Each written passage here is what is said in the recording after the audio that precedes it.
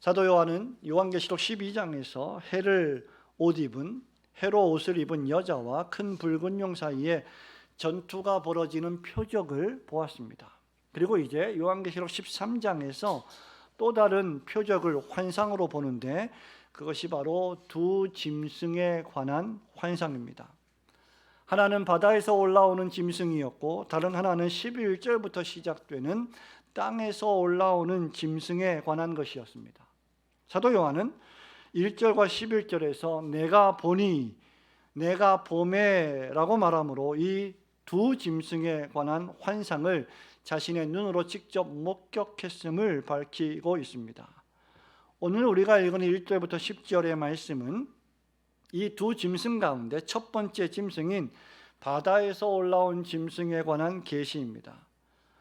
우선 이 짐승의 외면적인 모습을 살펴보시기 바랍니다. 2절에 보니까 요한이 본 이 짐승의 모습은 표범과 비슷하고, 발은 곰의 발 같고, 입은 사자의 입 같다고 했습니다. 그리고 1절에 보면 이 짐승의 머리에 뿔이 10이요 7개의 머리를 가졌으며 10개의 뿔에는 10개의 왕관이 있고, 그 머리들에는 각각 신성모독하는 이름들이 있다고 했습니다.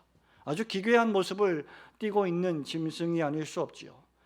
우리가 이미 12장에서 살펴본 이 용이 이 짐승에게 자기의 능력과 보좌와 큰 권세를 주었다라고 2절 마지막에 밝히고 있습니다. 따라서 우리는 이 짐승이 12장에 나오는 큰 붉은 용과 완전히 동일한 인물은 아님을 보게 됩니다. 11절에 등장하는 땅에서 올라오는 짐승 역시 마찬가지입니다. 여러분들은 지난주에 하나님을 경외하며 예수 그리스도를 믿고 따르는 그 이유 하나 때문에 성도들이 사단마귀라고 불리는 큰 붉은 용의 공격 대상이 된다, 그리고 환난과 고난과 핍박을 당하는 것이다 라고 배운 바 있습니다. 그렇다면 지금 13장에서 등장하는 이 두 짐승은 큰 붉은 용이 부리는 두 거대한 세력임을 쉽게 알 수 있을 것입니다. 이 사실은 2절에서 용이 자기의 능력과 보좌와 큰 권세를 그에게 준 것으로 미루어 알 수 있습니다. 그렇다면 바다에서 나오는 이 짐승의 정체는 과연 무엇일까? 그리고 다음 주에 살펴볼 땅에서 올라오는 짐승의 정체는 과연 무엇일까? 그리고 그것이 오늘날 21세기를 살아가는 성도들에게 주는 교훈은 무엇일까? 우리 세 가지를 살펴보려고 합니다. 첫 번째로, 바다에서 올라오는 이 짐승은 사단이라고도 하고 마귀라고도 불리는 큰 용의 사주를 받은 세상의 불신 권력들을 상징하고 있습니다. 우리 1절부터 4절 말씀까지 한 번 더 천천히 읽어봅니다. 내가 보니, 시작. 내가 보니 바다에서 한 짐승이 나오는데 뿔이 10이요 머리가 7이라. 그 뿔에는 10 왕관이 있고 그 머리들에는 신성모독하는 이름들이 있더라. 내가 본 짐승은 표범과 비슷하고 그 발은 곰의 발 같고 그 입은 사자의 입 같은데, 용이 자기의 능력과 보좌와 큰 권세를 그에게 주었더라. 그의 머리 하나가 상하여 죽게 된 것 같더니 그 죽게 되었던 상처가 나음에 온 땅이 놀랍게 여겨 짐승을 따르고, 용이 짐승에게 권세를 주므로 용에게 경배하며 짐승에게 경배하여 이르되, 누가 이 짐승과 같으냐? 누가 능히 이와 더불어 싸우리요 하더라. 아멘. 단도직입적으로 큰 붉은 용으로 상징되는 사탄은 세상 권력을 이용하여 자기의 뜻을 이루려 하고 있습니다. 그래서 바울이 서신서에서도 이 사단 마귀를 가리켜서 흑암의 공중 어두운 권세 잡은 자다라고 표현한 바 있는 것입니다. 하늘에서 미카엘과 붉은 용의 전쟁이 있다면, 이제 하늘에서 쫓겨난 붉은 용이 이 땅에서 부리는 하수인들로서의 짐승들을 동원하여 하나님의 교회와 참된 성도들을 미혹하려는 전쟁이 있는 것입니다. 그런데 이들은 미혹과 유혹이 매우 교묘한 방식으로 사용합니다. 사단 마귀는 은폐에 능하고 위장에 능합니다. 사단과 마귀는 하나님과 같이 되어보려고 유다서 1장 6절에 따르면 자기 지위를 떠나 교만하게 타락했던 천사였습니다. 이제 이 사단 마귀가 바다에서 올라온 짐승과 땅에서 올라오는 짐승과 더불어 하나님의 택한 백성들을 미혹하고 유혹하려 합니다. 하나님은 성부와 성자와 성령으로 즉 삼위로 계시며 완벽하게 서로 사랑하고 교제를 나누며 연합하는 일체로 계시는 것과 같이 사단 마귀도 자신과 자신이 부리는 바다에서 올라오는 짐승과 땅에서 올라오는 짐승과 같이 사탄의 삼위일체를 구성하는 모습을 보게 됩니다. 요한은 계시록 16장 13절에서 이 사단 마귀와 두 짐승을 가리켜 개구리 같은 새 더러운 용이다라고 말한 바 있습니다. 또 내가 보매 개구리 같은 새 더러운 영이 용의 입과 짐승의 입과 거짓 선지자의 입에 나오니 이렇게 기록을 하고 있습니다. 뿐만 아니라 3절에 보면 이 짐승이 7머리가 있는데 그 중에 하나가 상하여 죽은 듯 하다가 다시 살아나서 온 세상이 놀랍게 여겨 이 짐승을 경배하게 된다고 했습니다. 그런데 8절에 보면 하나님의 어린 양이신 구세주 예수 그리스도를 소개할 때 죽임을 당한 어린 양이라고 소개한 바 있습니다. 여기 3절과 8절에서 동일한 헬라어 원어가 사용되었습니다. 말하자면 이 짐승이 어린 양 예수 그리스도의 죽으심과 부활하심을 흉내내고 있는 것이죠. 그런데 3절에 보면 짐승의 머리 하나가 죽은 것이 아니라 죽은 것처럼 보일 뿐이었다라고 기록했습니다. 그런 의미에서 사단 마귀는 위조의 대가입니다. 은폐의 대가입니다. 마귀는 참된 교회 옆에 언제든지 역사 속에서 위조된 거짓 교회들을 세워서 참된 교회와 성도들을 유혹하고 미혹해 왔습니다. 역사 속에서 마귀는 수많은 거짓 선지자들을 동원했고 거짓 교회를 세워서 수많은 사람들을 거짓 교회로 끌어들입니다. 또한 이 짐승은 자신을 숭배하고 경배하게 만듭니다. 온 세상이 놀랍게 여겨 짐승을 따랐고 4절에 보면 짐승에게 경배하여 이르되 누가 이 짐승과 같으냐, 누가 이와 더불어 싸우리요 라며 짐승을 찬양합니다. 역사 속에 수많은 적그리스도가 등장하여 주의 택한 백성들을 미혹하여 하나님을 찬양하는 시선을 돌려 그들을 찬양하게 만드는 일들이 있어 왔습니다. 하지만 이 찬양을 받으실 분은 오직 어린 양 예수 그리스도와 보좌에 앉으신 여호와 하나님 한 분뿐이십니다. 오직 여호와 하나님만이 찬양받기에 합당하신 하나님이십니다. 우리가 지금까지 계시록에서 살펴본 바와 같이 하늘의 24장로들과 천군 천사들이 또 하늘의 장막에 거하는 성도들이 여호와 하나님을 찬양하고 경배했습니다. 그런데 이 짐승은 여호와 하나님이 받으셔야 할 찬양과 경배도 흉내내고 있는 것입니다. 그렇다면 이렇게 하나님을 흉내내고 찬양과 경배를 받기 원하는 이 짐승의 정체가 정확히 무엇일까? 이 짐승은 요한 당시의 로마 제국과 로마의 황제였습니다. 다니엘서 7장에 따르면 그 당시에 세계를 호령했던 제국들을 선지자 다니엘은 짐승에 비유한 바 있습니다. 그리고 그 짐승들은 계시록 다니엘서 7장 17절에 보면 이 세상에 일어날 왕들이다라고 예언한 바 있습니다. 어떤 신학자들은 이 짐승의 7개의 머리가 구약의 애굽과 아수르와 바벨론과 페르시아와 헬라와 로마 제국이며 이제 앞으로 도래할 또 하나의 마지막 제국이라고 해석하기도 합니다. 이들 제국들은 막강한 군사력과 거대한 성들을 자랑했고 황제와 왕을 숭배하고 경배하게 만들었습니다. 그렇게 이 짐승에 있는 7머리는 단순히 역사 속에 등장하는 특정한 나라들을 지칭하는 것이 아니라 역사 속에 등장할 수많은 하나님을 대적하는 세속 권력들을 통칭하는 것이라고 할 수 있을 것입니다. 요한 당시 사단이 로마 제국을 선동했습니다. 황제 숭배를 부추겼습니다. 황제를 숭배하지 않는 자들을 무참하게 박해하고 죽였습니다.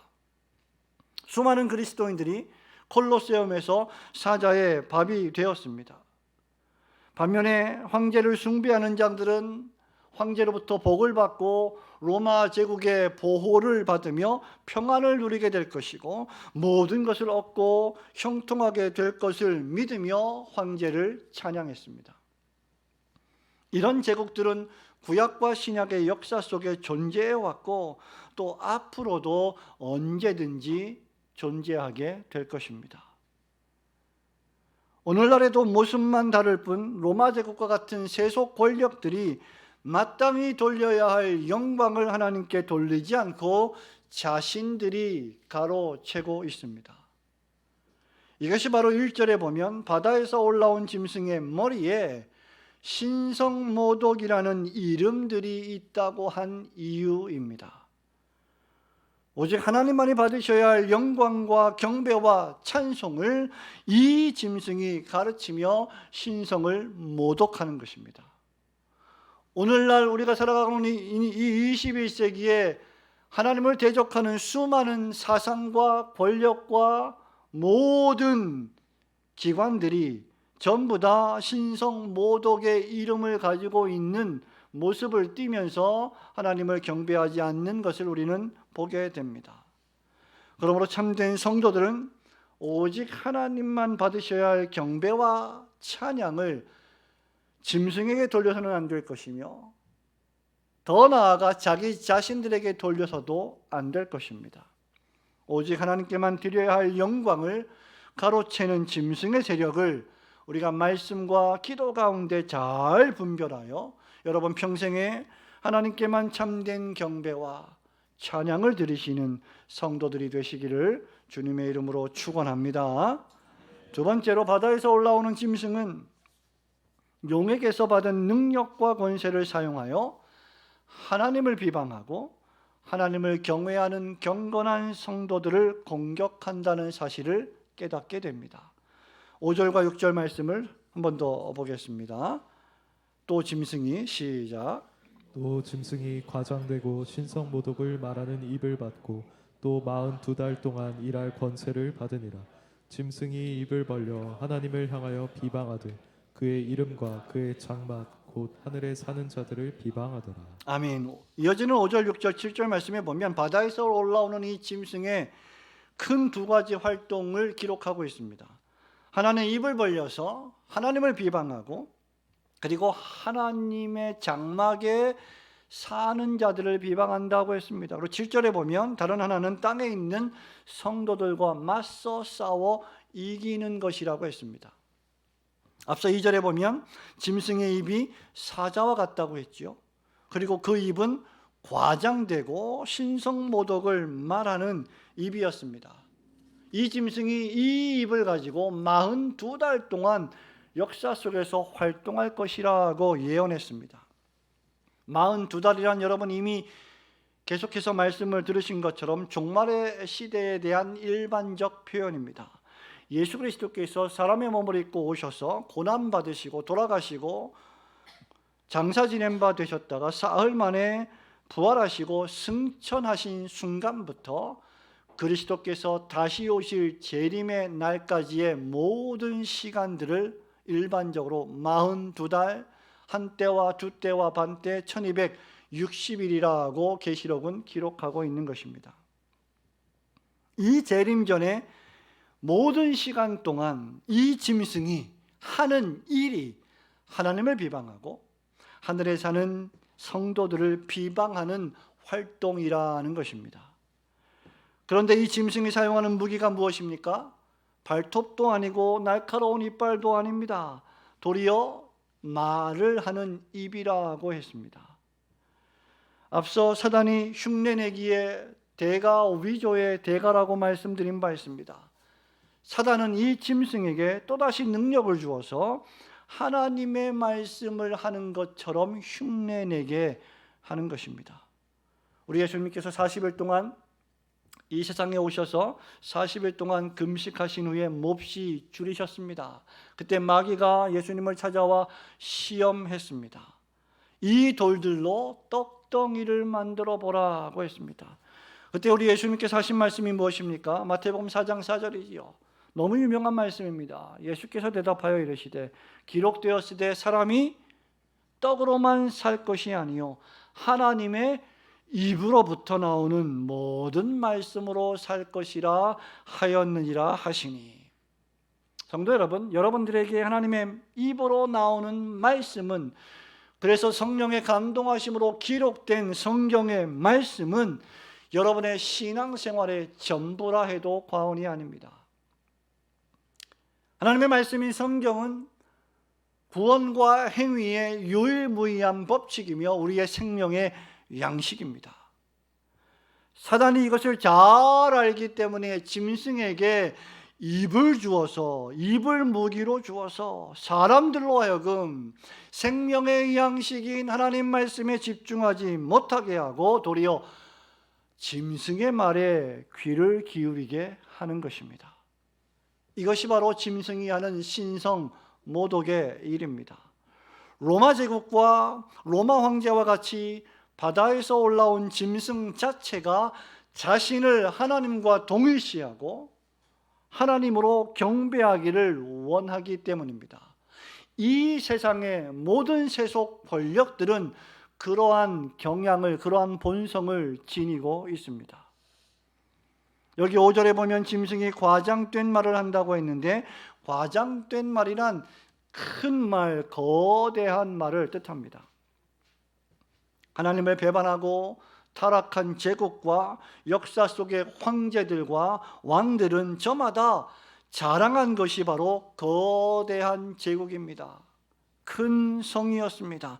강력한 군사력이었습니다. 사도 요한은 계시록에서 자주자주 이 바벨론을 가리켜 큰 성 바벨론이라고 지칭한 바 있습니다. 반면에 예루살렘 성은 거룩한 성 예루살렘이라고 말한 바 있습니다. 바벨론의 느부갓네살 왕은 조라 평지에 자신을 새긴 거대한 금신상을 만들어 숭배했는데, 다니엘서 3장 1절에 보면 그 높이가 자그마치 약 27m나 되었습니다. 그리고 이 신상을 바벨론 전역에 세워서 자기 자신을 숭배하게 만들었습니다. 신약의 로마 황제 네로와 도미티아누스는 황제가 곧 신이다, 황제가 곧 하나님과 같다라고 하며 황제 숭배를 법적으로 선포했습니다. 도미티아누스가 세운 황제 석상도 무려 7m가 넘었다고 합니다. 여러분, 이러한 신성 모독들은 멀리 있지 않습니다. 가깝게는 우리나라 북쪽에 있는 북한의 평양 만수대 언덕에는 여러분 잘 아시는 것처럼 20m 높이의 김일성 동상이 있습니다. 북한 전역에 약 3만 5천 개의 동상이 있다고 합니다. 김일성을 숭배하지 않으면 바로 총살령에 처할 수 있고, 북한의 수많은 교회와 성도들이 이런 생명의 위협 속에서 하나님을 섬기며 예배하고 있습니다. 성도 여러분, 짐승은 이런 방식으로 스스로 하나님이 되어 하나님을 비방하는 것입니다. 이런 짐승들이 결코 전능하신 하나님을 하나님으로 인정할 수가 없는 것이죠. 이유는 짐승 자체가 스스로 신이 되어 찬양과 경배받기를 원하기 때문입니다. 타락한 인류의 모습도 이와 별반 다르지 않습니다. 첨단 과학 문명을 자랑하는 오늘날의 모든 과학도 역시 그 자체가 신이 되려고 하는 시도를 끊임없이 하고 있습니다. 그렇기에 짐승은 땅에 사는 자들과 대조되는 하늘의 장막에 있는 하나님의 백성들도 비방합니다. 왜냐하면 그들이 짐승이 아니라 하나님을 경배하며 짐승의 입에서 나오는 말이 아니라 하나님의 입에서 나오는 말씀으로 살아가기로 작정한 자들이기 때문입니다. 짐승은 때로는 예수님을 믿으면 모든 것이 형통합니다. 잘 됩니다. 어떤 질병도 걸리지 않습니다. 사업도 번창합니다. 라는 감언이설로 참된 교회와 성도들을 유혹합니다. 성도가 질병에 걸리는 것은 저주를 받았기 때문입니다. 라고 감언이설로 미혹합니다. 때로는 역사 속에서 강력한 나라들과 독재자들과 압제자들을 선동해서 물리적이고 신체적인 박해와 폭력으로 교회와 성도들을 위협하고 신앙에서 떠나게 만듭니다. 구약에는 애굽과 아수르와 바벨론과 페르시아가 있었습니다. 요한의 시대에는 헬라와 로마 제국이 그러했습니다. 그리고 이후 지금까지, 그리고 앞으로도 계속해서 이런 짐승 같은 나라들이 역사 속에 출현하여 42달 동안 신성모독이라는 이름들을 가지고 하나님과 교회와 성도들을 핍박할 것입니다.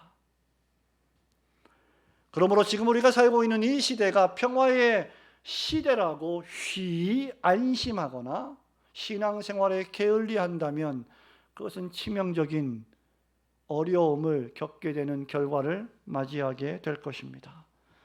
사단 마귀가 큰 능력과 권세로 하나님과 성도들을 비방하고 유혹하고 위협하여 하나님께로부터 멀리 떨어지게 만든다는 사실을 명심하시고 그런 유혹이나 위협에 굴복하지 않는 성도들이 되시기를 주님의 이름으로 축원합니다. 마지막으로 이 짐승에서, 이 바다에서 올라온 이 짐승은 어린 양의 생명책에 기록되지 못한 자들이 다 경배하게 되는 짐승이지만 참된 성도들은 인내를 가지고 믿음을 지켜내므로 짐승에게 경배하지 않는다는 것을 보여줍니다. 우리 7절부터 10절까지 한 번 더 보겠습니다. 또 권세를 받아, 시작.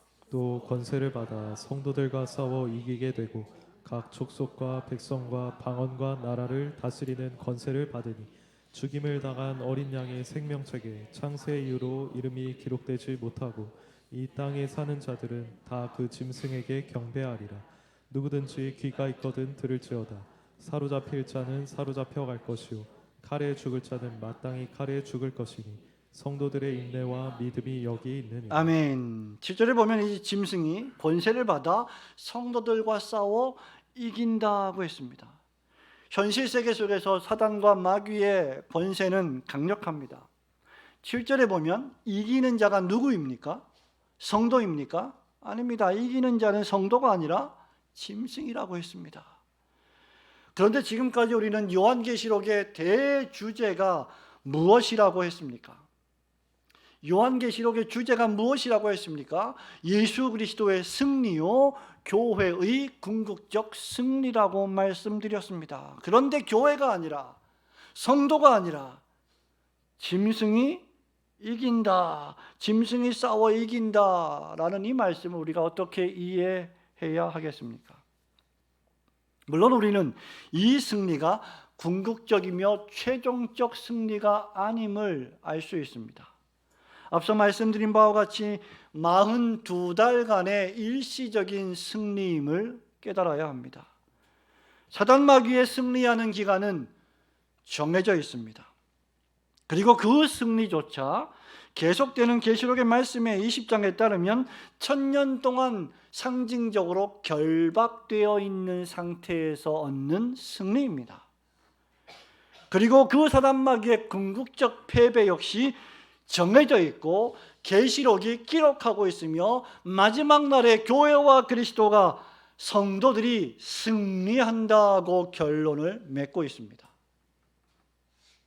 궁극적으로 사단과 마귀는 완전히 패배할 것이고 그리스도와 교회와 여러분들은 확실히 승리할 것입니다. 우리는 요한계시록의 때로는 과거와 현재와 미래를 수시로 왔다 갔다 하며 기록되고 있음을 알아야 합니다. 하나님의 시간 속에는 하루가 1000년 같고 1000년이 하루 같기 때문에 승리는 이미 오래전에 확보되었습니다. 7번째 나팔 심판이 기록된 계시록 11장 15절 17절에 따르면 이미 세상 나라가 주와 주의 그리스도의 나라가 되었습니다. 그리고 주 하나님, 전능하신 하나님이 친히 권능을 받으셨고 왕 노릇 하셨다라고 과거형으로 기록되어 있습니다. 이미 주님이 승리하셨고 하늘의 하나님께서 왕이 되셨습니다. 역사와 우주와 만물이 그 시간이 다 종료된 시점에서 하늘에서 울려 퍼지는 찬송이 기록된 말씀이 바로 11장 15절과 17절입니다. 그런데 12장과 13장에서는 다시 현실로 돌아와서 큰 영과 두 짐승과 땅에 있는 성도들과의 전투를 묘사하고 있습니다. 이 말씀은 하나님께서 이미 승리하셨지만 이 땅의 교회와 성도들이 아직 걸어가야 할 신앙의 걸음들이 있고 싸워야 할 개인적인 신앙의 싸움이 있다는 것을 알려주는 말씀입니다. 사단 마귀와 짐승들이 활기를 치며 때로는 유혹하고 때로는 위협하며 성도들과 싸울 때 짐승이 이기게 된다라고 했습니다. 그리고 8절에 보면 어린 양의 생명책에 기록되지 못한 자들은 모두 짐승에게 무릎을 꿇고 머리를 조아리며 경배하게 된다라고 했습니다. 여러분, 마지막 종말의 날에 사단 마귀와 짐승들이 유혹하고 위협할 때 하나님을 참되게 믿지 않고 회심하지 않고 중생하지 않고 예수님을 자신의 구세주로 진실되게 영접하지 않던 종교인들은 스스로 타협하며 이 거대한 세력인 짐승들에게 굴복하게 될 것입니다. 그 박해와 공격이 얼마나 엄청난지 10절에 보면 사로잡힐 것이며 칼에 죽는 자도 있을 것이라고 했습니다. 이 말씀은 바벨론 포로로 끌려간 이스라엘 백성들이 당할 예언의 말씀이지만 역사 속에서 언제나 계속하여 반복될 수 있는 예언의 말씀입니다. 그러나 바로 그때 어린 양의 생명책에 기록된 자들은 인내로서 믿음을 지키게 될 것입니다. 여러분 한번 따라해 보시기 바랍니다. 성도들의 인내와 믿음이 여기 있느니라. 아멘. 여러분 10절 마지막에 요한은 성도들의 인내와 믿음이 여기 있다 라고 했습니다. 고난의 한가운데 성도들의 인내와 믿음이 있다. 사단 마귀의 공격의 한가운데 성도들의 인내와 믿음이 있다라고 했습니다. 말하자면 짐승들의 공격과 박해로 말미암은 고난과 환난은 여러분의 믿음이, 여러분의 신앙이 과연 참된 것인지를 판별해 주는 시금석이 될 것입니다. 우리 주님은 마태복음 10장 28절에서 이렇게 말씀합니다. 몸은 죽여도 영혼은 능히 죽이지 못하는 자들을 두려워하지 말고 오직 몸과 영혼을 능히 지옥에 멸하실 수 있는 이를 두려워하라.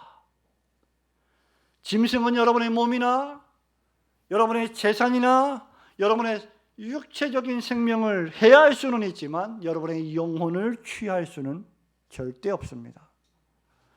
하나님께만 돌릴 영광을 가로챌 수도 없습니다. 하나님께만 향하는 경배와 찬양도 빼앗아갈 수 없습니다. 여기서 우리는 이 계시록 13장이 주는 말씀의 교훈을 통해 우리의 신앙생활을 점검해 보아야 합니다. 여러분의 삶의 모든 것이 평안하고 아무것도 문제가 없을 때 신앙생활하고 교회를 다니고 주님을 섬기는 것은 상대적으로 쉽습니다. 더욱이 교회를 다녀서 복을 받고 사업이 잘 되고 자녀들이 잘 되고 모든 것이 잘 될 때 주님을 섬기는 것은 어려운 일이 아닙니다. 그런데 짐승이 교회를 박해하고 교회의 환란이 불어닥치고 짐승이 여러분의 가정에 문제를 던지고 사건 사고를 발생시키고 질병으로 고난을 준다면 그때도 예수님을 배반하지 않고 진정으로 섬길 사람들이 얼마나 될지 아무도 알 수 없습니다. 우리 예수님 말씀하셨습니다. 너희가 마지막 날에 믿는 자를 보겠느냐? 믿음이 있는 자를 보겠느냐?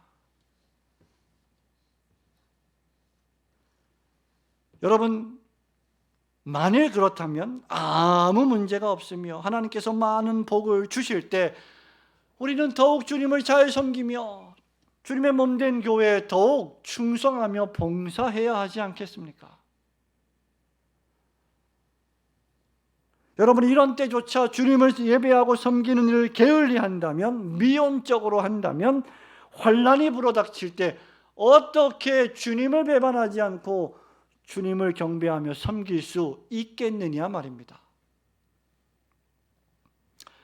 여러분, 우리의 삶의 현장에 환난과 핍박이 불어닥친다 해도 이미 승리하신 하나님을 더욱 믿고 의지하며 참 신앙과 믿음을 증거하며 살아가야 하지 않겠습니까? 그런데 환난도 없습니다. 여러분이 예수를 믿는다고 죽이려고 달려드는 사람도 없습니다. 비방하는 사람들이 있겠지만 여러분이 주일날 교회에 온다고 여러분을 총과 칼로 위협하는 사람들이 없습니다. 박해도 없습니다. 평화로운 삶을 살아갑니다. 그럼에도 불구하고 사소한 일들도 핑계를 대며 신앙생활을 게을리한다면 성도들의 인내와 믿음이 여기 있느니라고 말한 사도 요한의 이 여기 있느니라고 말한 그 성도의 속에 우리가 들어갈 수가 있겠느냐 말입니다. 베드로는 이렇게 말합니다. 베드로전서 4장 12절에 사랑하는 자들아 너희를 연단하려고 오는 불시험을 이상한 일 당하는 것처럼 이상히 여기지 말고 오히려 너희가 그리스도의 고난에 참여하는 것으로 즐거워하라. 이는 그의 영광을 나타내실 때에 너희로 즐거워하고 기뻐하게 하려 함이라. 10년 전에 폴 워셔 목사님이 한국에 와서 사경회를 인도한 적이 있는데 말씀을 전하면서 그 당시에 한국 교회가 정결하고 거룩하게 되는 유일한 길은 고난을 통과하는 길뿐이다 라고 말한 바 있습니다. 과연 성도님 여러분들은 일관되게 주님을 잘 섬기고 경외하고 계십니까? 여러분의 삶이 평안하고 아무 문제가 없고 모든 것이 잘 될 때는 주님을 섬기는데 어려움이 오고 환난이 오고 고통이 올 때는 주님을 배반하고 있지는 않습니까? 과연 여러분들은 마귀가 욥을 참소했던 것처럼 하나님께서 좋은 것으로 축복해 주셨기 때문에 욥이 하나님을 경배하는 것이 아닙니까? 건강을 치십시오. 재산을 빼앗아 가십시오. 자녀들에게 문제가 생기게 해보십시오. 하나님을 저주하고 떠날 것입니다.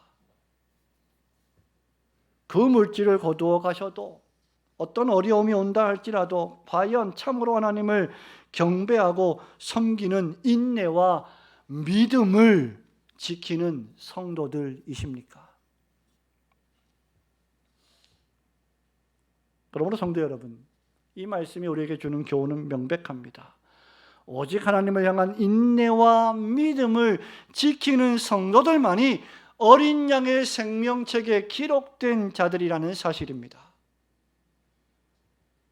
오직 하나님을 향한 인내와 믿음을 지키는 성도들만이 어린 양의 생명책에 기록된 자들임을 믿으시고 여러분 평생의 주의 나라와 교회를 위한 인내와 믿음을 증거하시는 성도들이 되시기를 주님의 이름으로 축원합니다. 성도 여러분, 말씀을 맺습니다. 우리는 바다에서 올라온 짐승의 정체를 간략히 살펴보았습니다. 이 짐승이 사단의 능력과 권세를 받아 교회와 성도들을 박해하는 유혹하는 악한 세력이라고 했습니다. 그 결과 사로잡힐 자가 사로잡혀갈 것이고 칼에 죽을 자도 마땅히 칼에 죽을 것이라고 했습니다.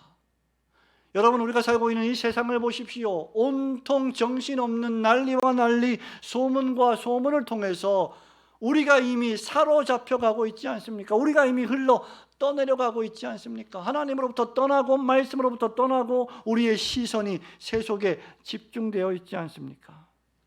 그때 요한은 인내하고 믿음을 지키라고 권면합니다. 다시 말하면 교회와 성도를 향한 고난과 환난을 피하지 말라는 말입니다. 그것은 베드로가 말한 대로 우리를 연단하려고 오는 불같은 시험입니다. 더 나아가 그렇게 사로잡을 자도 사로잡히게 될 것이고 칼로 죽이는 자들도 그 칼로 죽게 될 것입니다. 하나님께서 마땅한 때에 심판하실 것입니다. 하나님께서 그들의 심판 역시 궁극적으로 이미 정해 놓으셨기 때문입니다. 그렇기에 더욱 인내하고 믿음을 지키라는 것입니다. 짐승의 이런 박해와 공격에 맞서 여러분들이 싸워야 할 싸움의 무기는 무엇입니까? 바로 12장 17절에서 말씀한 바와 같이 하나님의 계명과 예수의 증거입니다. 이미 승리하셔서 하나님 보좌 우편에서 우리를 위해 기도하시는 그리스도께서 다시 오실 것이라는 재림의 약속입니다. 그 약속을 믿는 믿음입니다. 믿음이야말로 고난을 이기는 가장 강력한 힘입니다. 우리가 지금 짐승의 공격을 받고 유혹을 받고 있어서 고통스럽고 고난 가운데 있지만 그리스도께서 넉넉히 이기게 하실 것이고 마침내 다시 오셔서 완전히 이기게 하실 것이라는 믿음 말입니다. 짐승의 능력과 권세가 아무리 강력해 보인다 할지라도 짐승은 하나님이 아닙니다. 그는 42달 동안만 활동할 뿐입니다. 또 다른 짐승이 땅에서 올라올 것입니다. 다음 주에 살펴볼 말씀에는 또 다른 짐승이 땅에서 올라와 성도들을 유혹할 것이라고 했습니다. 그러나 교회의 승리, 성도의 승리는 확정적입니다. 하나님께서 그렇게 작정하셨기 때문입니다. 그러니 염려하지 마십시오. 걱정하지 마십시오. 전능하신 하나님께서 역사와 우주와 만물의 통치자이십니다. 참새 한 마리도 하나님의 뜻이 아니면 땅에 떨어지지 아니합니다. 우리들의 머리털 하나라도 다 세신 바 되신 분이 하나님이십니다. 하나님께서 다스리지 않았던 시간은 단 1분 1초도 없습니다. 아브라함 카이퍼 박사의 말처럼 하나님께서 다스리지 않는 공간은 이 우주에 단 1인치도 존재하지 않습니다.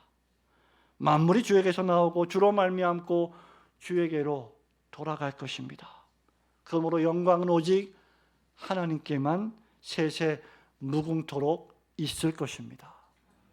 우리는 승리하게 되어 있습니다. 그러므로 하나님께서 그리스도를 통하여 여러분에게 주실 승리의 약속을 굳게 믿으시고 사소한 일에 목숨 걸지 마시고 오늘과 내일과 모레도 복음을 전하며 주님의 몸된 교회에서 맡겨주신 사명에 죽기까지 충성하시는 성도들이 되시기를 주님의 이름으로 축원합니다. 아멘.